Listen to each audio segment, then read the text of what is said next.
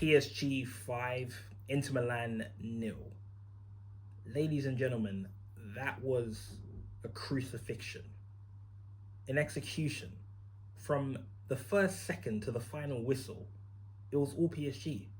I don't think I've ever watched a Champions League final so one sided before. Even last year, you knew Real Madrid were going to win the final, but Dortmund, in my opinion, were a better team. Inter, like, they didn't even match PSG in any way. In no way, shape, or form did Inter look like they were going to get anything out of that game. It didn't even, not maybe, not even a goal, or maybe take it to extra time. Nothing. PSG were on it. They were on it from the first second throughout the entire game. They were on it.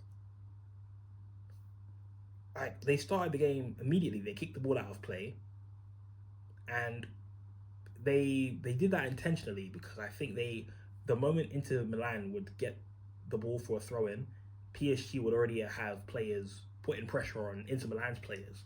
And you saw when Inter tried to play out, like Dembele was on the hunt for the ball. Like, I don't think I've ever seen Dembele press that aggressively before. And it forced Sommer to play it long, and even then, like, PSG would win the duels. So Inter Milan, they couldn't really play out, and it was difficult for them to play it long because they would lose the duels. So PSG, it's very interesting. They have so many ways of playing. Like, they can be very attacking, but they can also like do the pragmatic work as well. They can just sit back and do what Inter do very well. Like, if anything, PSG, like, it's like a combo of Inter Milan and Barcelona. It was the perfect mix. Really the perfect mix. And it worked in their favor.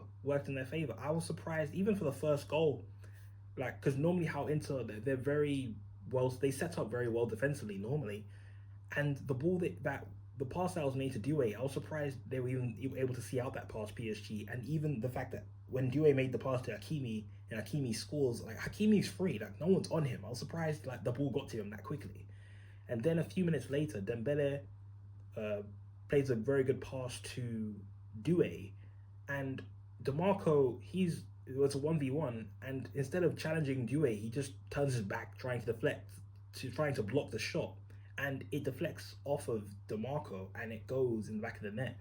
If it didn't go off DeMarco, the goalkeeper would have saved it, but because it goes off DeMarco, it goes into the back of the net.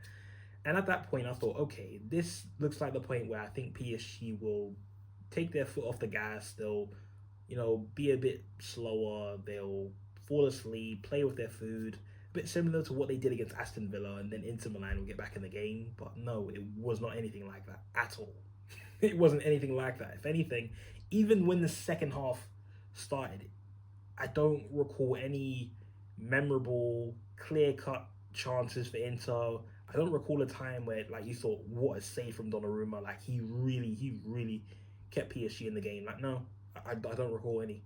Like, Inter Milan had a few corners, but there wasn't anything that I looked at and thought, like, I could leave and I could have left and the goal and the score would have been the same. Honestly, there's nothing that Inter Milan did that had you worrying. Even if you were a PSG fan, you wouldn't be worried.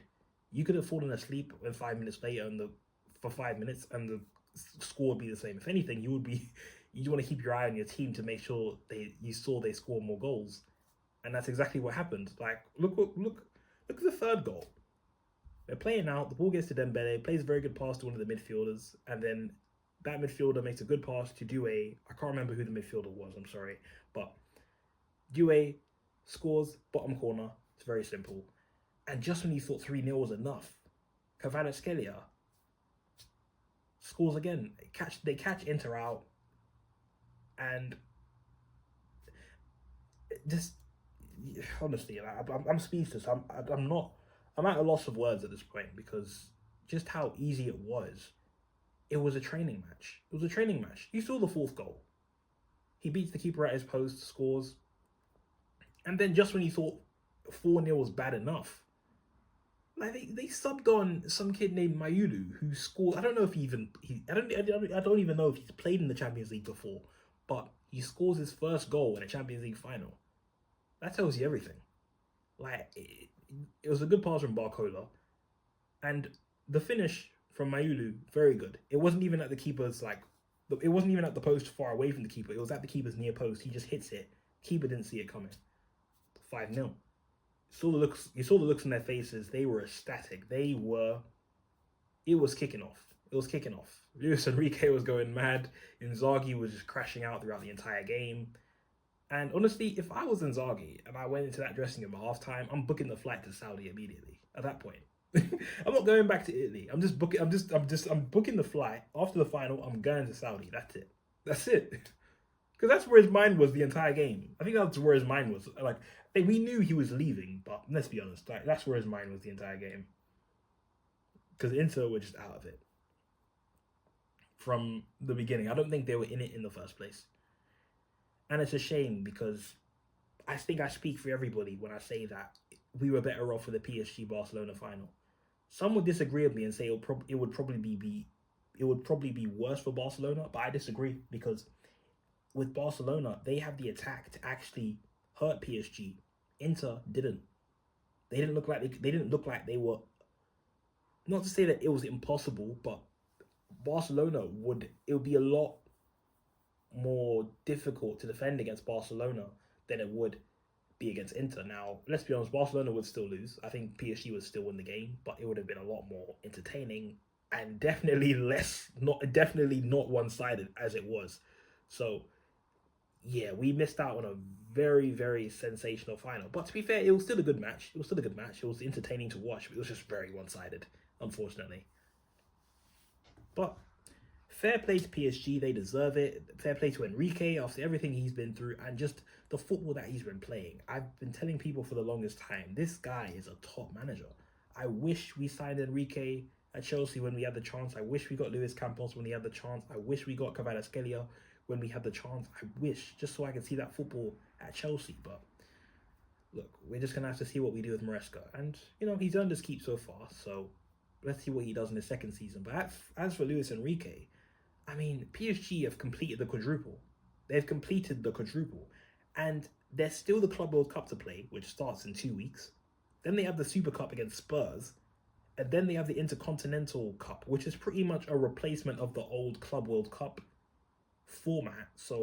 But instead of playing 2 games, they just play 1. So all the other Champions League winners from other continents pretty much fight their way to the finals to play the European champions. So PSG are pretty much on course to win a septuple, really. At least a sextuple, at least. I'd say sextuple, but they're on the verge of winning 6 trophies for this season. That's insane. That's insane. That's insane. A lot of people are saying they've done a treble, but they've won the quadruple. And fair play to Luis Enrique. I remember 10 years ago, I was watching the final between Barcelona and Juventus, and now this guy has come back to win another treble.